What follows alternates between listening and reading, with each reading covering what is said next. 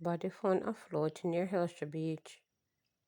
An investigation is underway to ascertain the identity of a man whose body was found floating near a beach along the Helra Main Road in St. Catherine on Friday. According to police reports, about 4:04 p.m., a passerby alerted authorities to the partially nude body, which was subsequently pulled ashore. On arrival, officers noted that the man, dressed only in a pair of sneakers, appeared to be of dark complexion, approximately 5 feet 8 inches tall, and estimated to be between 28 and 32 years old.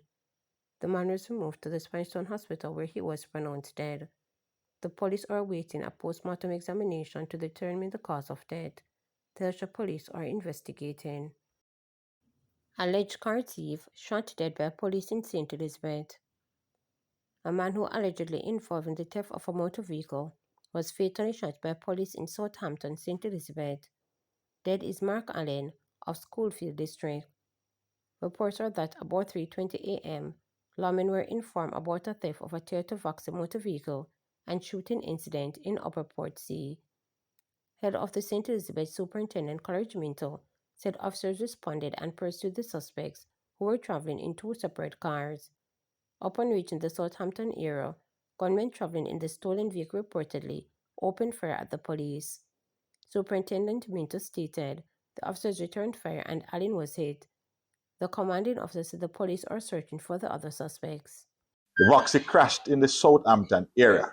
Several men alighted and fired at the police. The police took evasive action and returned the fire. One man was shot and injured and was taken to the Black River Hospital where he was pronounced dead. The Toyota Axio motorcar also crashed along the Southampton Main Road. The men escaped from this vehicle. It must be noted that this is the third vehicle that has been reported stolen in the Malvern space over the last several weeks. All three vehicles have been recovered. I want to assure the citizens of Malvern and surrounding communities and by extension parish that the police will continue our efforts to ensure that those who are committing criminal activities are brought to justice. At this time, the police are still in the area searching for the additional men who ran from the Vauxhall and the Toyota Axio. And so we appeal to anyone in this community who may see any strange person moving about to alert the police at 119 or the nearest police station. Vandalism led to cattle straying onto Williamsfield Highway, says NROCC. The National Road Operating and Constructing Company Limited says vandalism of a fence resulted in cattle straying onto a section of the Maple to Williamsfield Leg Highway off Highway 22,000 Friday night into the wee hours on Saturday. The incident happened a day before the 2-year anniversary for the opening of that leg of the highway. NROCC's response via a statement issued on Saturday afternoon came hours after reporters reported that danger still lurks with cattle straying onto the high-speed road. This was a woman had to be rushed to hospital in the wee hours on Saturday after cattle strayed onto the highway shortly after midnight, causing extensive damage to two vehicles, namely a Toyota Axio and a Toyota Tacoma, and injuring occupants. NROCC, in its statement released mid-afternoon Saturday, said preliminary investigations indicated the accident was caused by criminal cutting right-of-way fence while likely carrying out acts of predatory larceny. When persons cut the fencing to steal livestock from farmers adjacent to the roadway, the fencing is left compromised, allowing cattle to wander onto the road. This kind of criminal activity poses a serious safety risk to motorists, the statement read in part. NROCC said it had already repaired the damage that was done to the right-of-way fence. Additionally, NROCC will continue to work closely with the police to mitigate against further acts of vandalism and predatory larceny. The road is open for motorists to continue traveling between Mapen and Williamsfield, the statement continued. NROCC is urging members of the public to report any suspicious activities near the right-of-way fencing. Police battle deepens.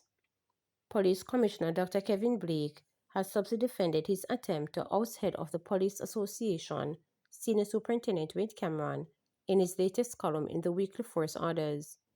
While not naming Cameron, Blake, in a column dubbed Leadership, Discipline and Transformation of Policing, argued that, by any measure, discipline remains a defining pillar of the Jamaica Constabulary Force.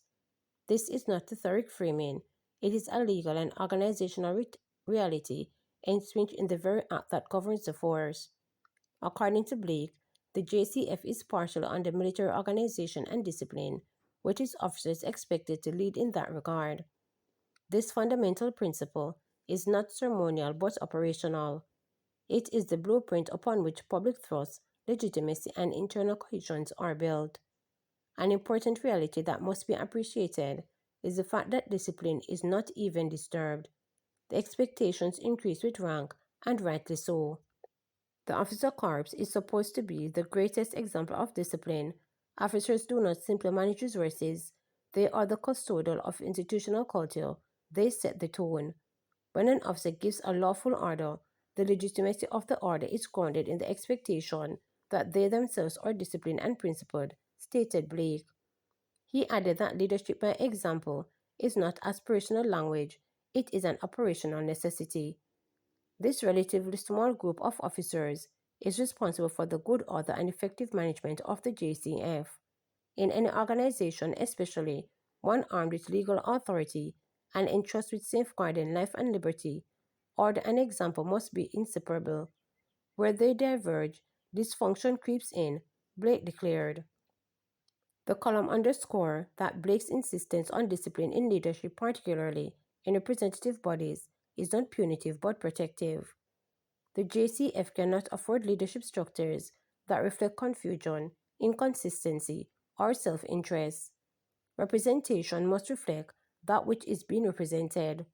If the organization is built on discipline, then its representation must embody it, not in part but in full, said Blake in a subtle dig, seemingly at Cameron, days after he announced that the chair of the POA be vacated and the current holder would no longer be granted audience with the police high command, nor would he be permitted to represent the JCF outside of official duties.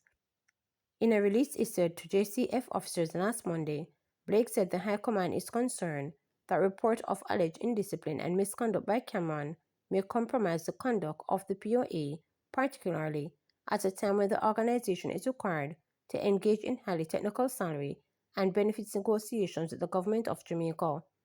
Cameron has since scoffed at the commissioner's attempt to oust him as he argued that Blake has no such power, and last Wednesday, the courts issued an ex parte injunction preventing the move. The court also granted Cameron's application for a stay of implementation of the decisions by the Commission until a judicial review scheduled for October 8.